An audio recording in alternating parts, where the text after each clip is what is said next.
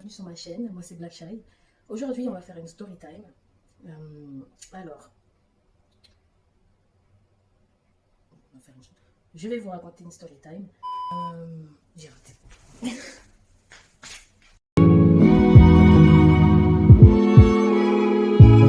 Tout le monde, bienvenue sur ma chaîne, moi c'est Black Shy. Aujourd'hui je vais vous raconter une story time. Donc on m'a brûlé les cheveux lors d'un défrisage. Donc je vous explique. En fait, ma mère et moi, on était partis dans un salon à Château d'Eau se coiffer. Et du coup, pendant que ma mère se coiffait, moi, on m'a fait un défrisage. Donc la dame qui m'a fait le défrisage, elle était en train de manger et en même temps que le défrisage posait sur ma tête, elle était en train de discuter avec ses collègues et de faire en même temps une autre tête. Pendant que mon défrisage posait, hein, voilà. Et il ne faut pas laisser plus longtemps qu'une demi-heure sur la tête, ce défrisage. Et donc du coup, ce qui a fait que ça a brûlé le sommet de mon crâne. Donc en fait, je commençais à pleurer parce que j'avais que 8 ans. Et du coup, je voyais que ça commençait vraiment à me brûler au sommet de mon crâne. Et là j'avais compris que c'était vraiment un truc de dingue, quoi. Que c'était vraiment l'expérience la plus traumatisante de ma vie, capillairement parlant. Et du coup,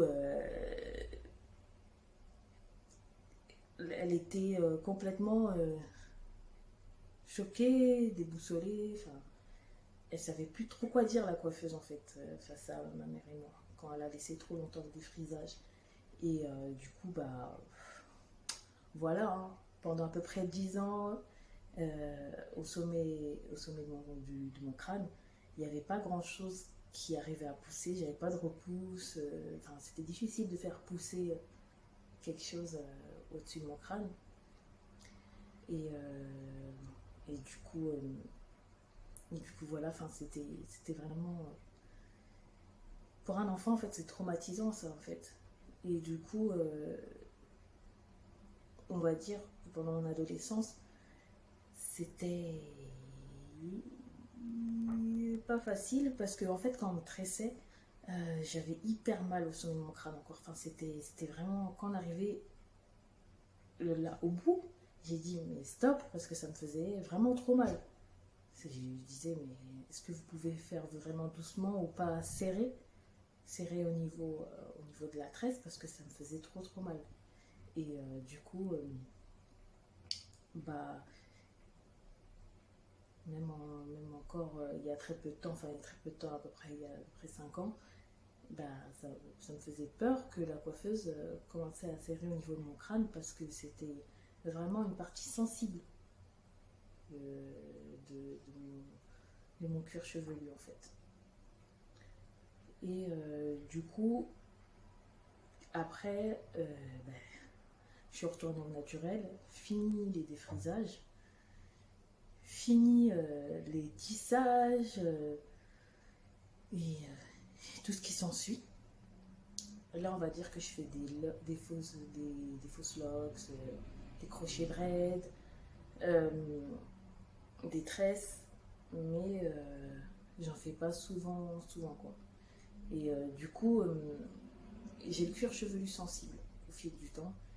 Et du coup, bah, j'essaye de m'adapter en fonction des coiffures que je vais faire, surtout en hiver. Là, par exemple, j'ai fait des Fox Locks. Euh, Sachant que j'ai le cuir chevelu sensible, j'ai fait des crochets braids. C'est mieux que les fausses locks individualisées qui, comment dire, qui entraînent beaucoup de casse, une grande perte de cheveux quand on fait des locks individualisés, surtout quand on a les cheveux fins et fragiles et un cuir chevelu sensible. Et du coup, moi j'ai fait ça. J'ai fait des crochets braids avec des Fox Locks. Et du coup, voilà. Sinon, la plupart du temps, je porte mes cheveux naturels. Donc voilà, donc au fil du temps, je vous montrerai mes routines capillaires et ma, et, ma manière de procéder à mes, enfin ma manière de procéder aux choses, voilà quoi. Donc du coup, là, je vais porter mes fausses locks pendant 2 mois et demi à peu près, donc à peu près tout l'hiver. Et ensuite, je vais enlever mes locks et je vais enlever mes crochets braids en dessous. Donc voilà. Mais tout en prenant soin de mon cuir chevelu et de mes cheveux à l'intérieur. Donc voilà. Donc j'en parlerai à la suite de mes vidéos. Et voilà. Donc voilà, petite story time. Donc si vous avez eu des expériences similaires, dites-le moi en bas de commentaires et on en parlera ensemble.